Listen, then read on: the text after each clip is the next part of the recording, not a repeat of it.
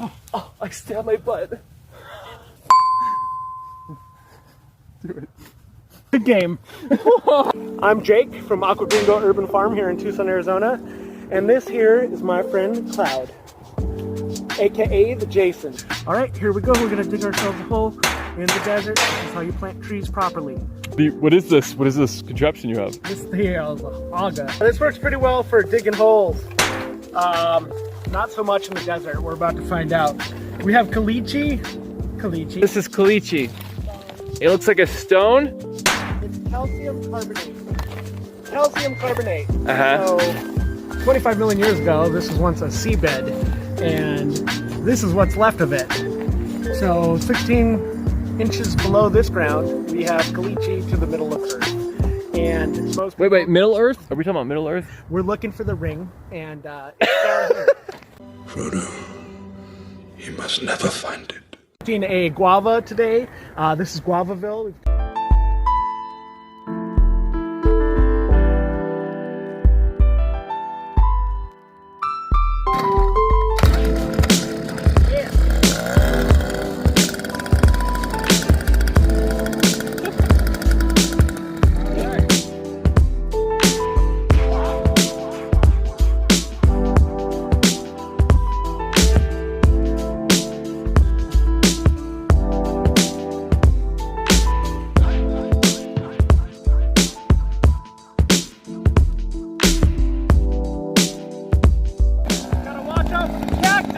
Yeah.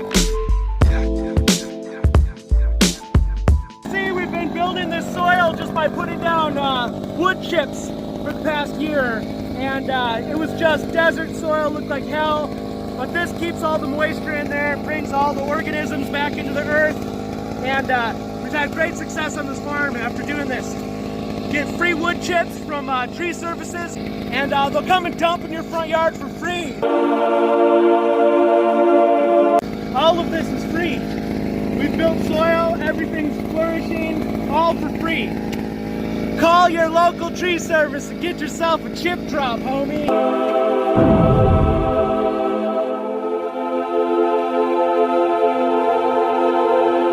Well, I'm gonna bring the wagon over.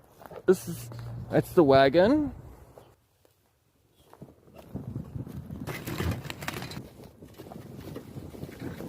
Oh shit, my shirt's still on. No.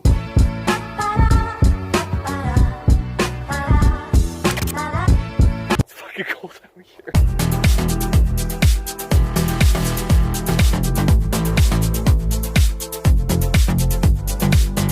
We should probably do some work now. Okay, we're gonna dig a hole and we're going to amend the native soil, the broken down compost, with some mushroom compost, which is super cheap from Home Depot, like $2.50 a bag. I can't afford anything more expensive. Props to mushroom compost. You'll see that down in the description below. And then we also do peat moss. So third peat moss, third native, third mushroom compost, some wood chips. Depending on the plant, I'll sometimes add sand. I'll add other things. We've got a fertilizer amendment. We have 2 cups of fish meal for nitrogen because wood chips breaking down sequester nitrogen. 4 cups of cottonseed meal, which is going to bring down the pH, and it's also going to provide some more nitrogen.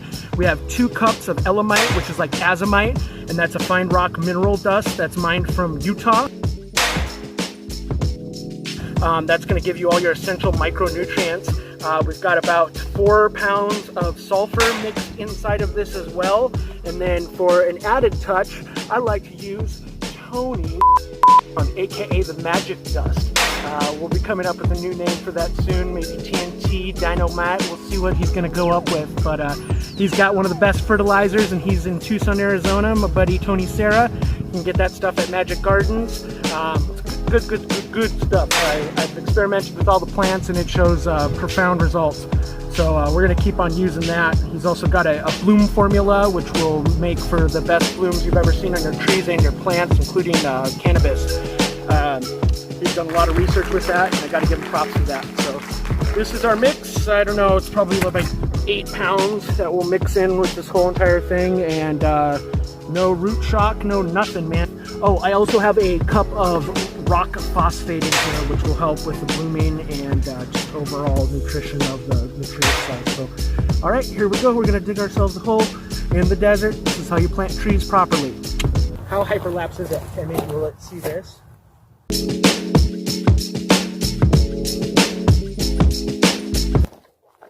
Hey Jake, what are we doing? We need another extension cord because we got to use the jackhammer. The jackhammer? The jackhammer. You don't know what a jackhammer is? No, I don't. Look at what I found right here in the wild, guys. Holy shit. This here's a jackhammer. You'll be able to find all about this one right there in the description down below. Sparkle tooth.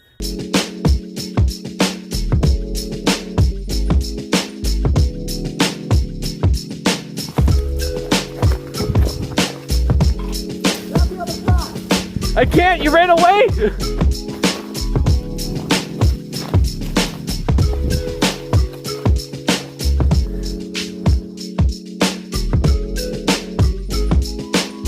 Alright kids, I want to make sure that you understand you should always use protection.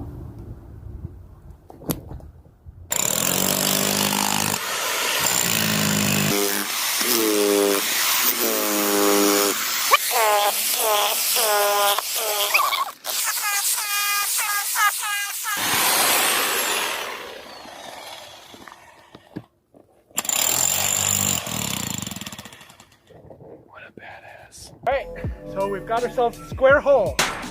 The reason why you plant in a square hole is the root ball thing again. Let's say you've got a conical shaped planting surface. The roots are going to hit the side, and if it's too hard for them, they're just going to go down to the bottom and they're going to just swirl around. And that's when you're going to have problems. When you make a square hole like this, the roots are going to hit the bottom and they're going to find ways out of it. And that's why I jackhammer the edges of it, make little holes. Buster knows how to do it, don't you, Buster? You're one of the best diggers around this farm. Yeah, buddy. I've been told there's a sweet shot that I need to get right now.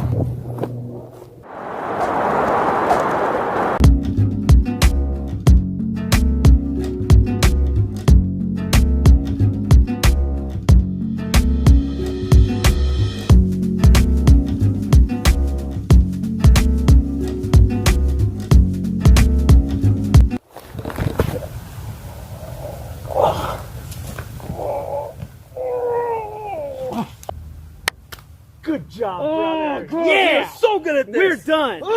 Out of here.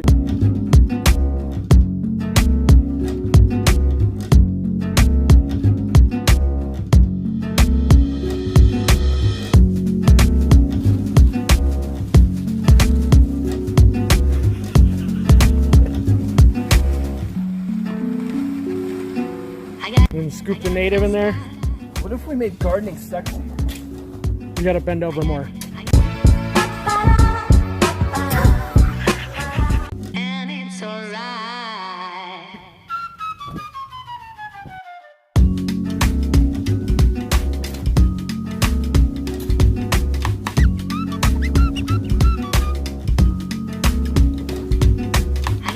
I got my style. You like this? Yeah! You want to take the bottom of the basin, gently roll it out. Tropicals are pretty easy because they don't have invasive roots, so be a little bit more gentle on them. Root system looks good. We're fine. I don't even need to break it up barely. Be real gentle. So here we plant above grade because we add so much mulch every year. If I was to sink this down like a regular tree, then it's going to be suffocated within no time. I add whole truckloads of mulch every couple months back here and all over the yard. So we want to keep this high. And what that does is you've got your root flare up top here. You want to find your largest root. So that's going to be our largest root there. Tropicals are a little bit different, but with deciduous trees, you're going to see a lot larger roots at the top. This is where all the oxygen comes from. You want to make sure that the nursery did not bury it, because a lot of times nurseries will end up burying the root flare, and that will suffocate your plant and cause trunk rot. So you do not want trunk rot. It will substantially cut down the life of your tree. So make sure your root flare is exposed and keep it high. Really, really high. So next step is we're going to take more native soil, more peat, and more of the compost, and we're going to build a pyramid around this like this. At that point, we're going to take a berm and build a berm all the way on the outskirts, a large berm. You don't want to do a small berm. You want to be able to have this tree grow into it. We're going to make a big berm, and then we're going to cover the rest with compost, about 12 inches of compost. So again, a pyramid of soil like this, so you're not using so much soil and you're keeping the cost down, and then you're using this wood chips that have been broken down, and that is going to turn into the blackest, beautiful forest floor soil you've ever seen. That's going to give you a healthy tree.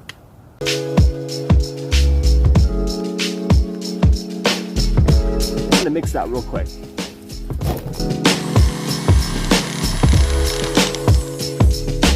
We're gonna make a tree well around here, on the outside, in order to keep the water in there. So what we do in the desert is we attach a drip line. It's like a drip tape. Every 6 inches, there's emitters that will drop water onto this for 2 hours every week.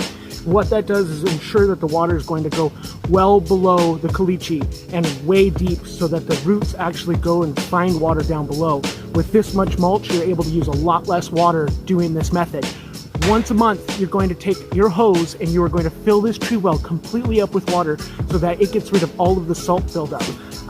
We have a lot of calcium in our water down here, and also just from fertilizers, doing your regular fertilizer regimen, you're going to have constant buildup of that stuff. And in order for the plant to be healthy, you want to flush those salts out. So once a month, you flush them out with the hose in the tree well.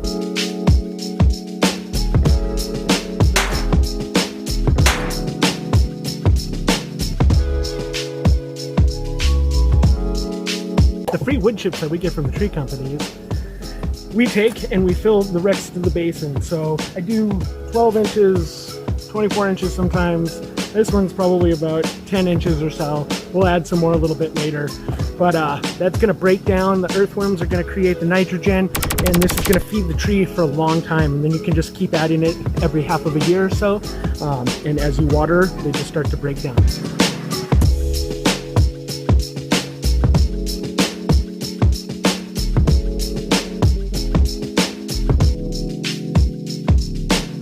Now it's time for watering. You want to do a good deep soaking. 13 minutes will usually fill a hole like this up with water.